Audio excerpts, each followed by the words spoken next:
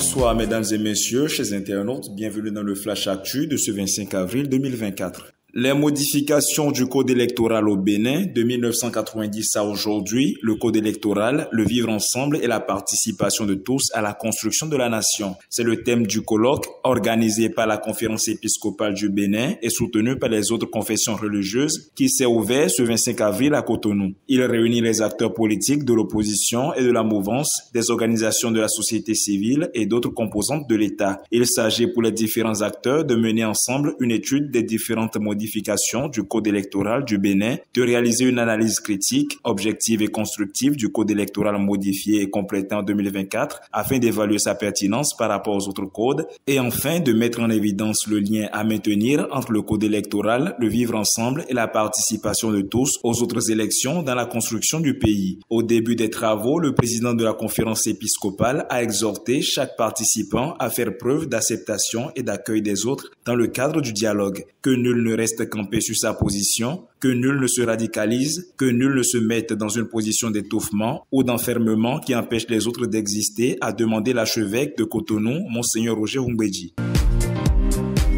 La Cour de répression des infractions économiques et du terrorisme est arrivée à Abomey hier mercredi 24 avril. Cette descente dans la cité historique est la deuxième étape des audiences foraines après celle de Parakou où les cas des personnes n'ayant pas la capacité de se rapprocher de la criette ont été pris en charge. À Abomey, la Cour statuera sur 10 dossiers dont 8 concernant des atteintes sexuelles sur mineurs de moins de 13 ans, un cas de viol sur mineurs de moins de 13 ans et un dernier cas de harcèlement sexuel commis par un enseignant sur son apprenant. Un registre des bénéficiaires effectifs dans le secteur de l'immobilier du foncier sera créé au Bénin. Cette mesure décidée en Conseil des ministres du 24 avril vise à mettre fin au blanchiment de capitaux facilité par l'actuelle politique d'acquisition des possessions immobilières. Le dit registre sera logé à l'Agence nationale du domaine et du foncier, ANDF, et répondra au besoin de mettre en place un cadre légal pour la collecte, la vérification et la publication des informations relatives aux bénéficiaires effectifs sur un site web officiel lors de l'établissement et de la mutation des titres fonciers. L'anonymat et l'opacité dans lesquels se déroulent certaines transactions foncières et immobilières sont de nature à user de ce moyen à des fins de blanchiment de capitaux et de financement du terrorisme, explique le gouvernement.